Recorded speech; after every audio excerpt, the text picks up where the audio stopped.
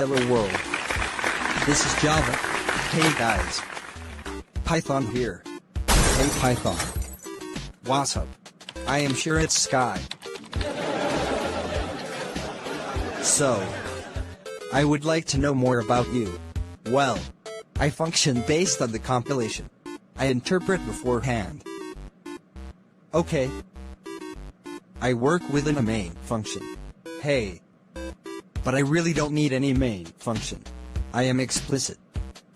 So what? I am implicit. Anyways.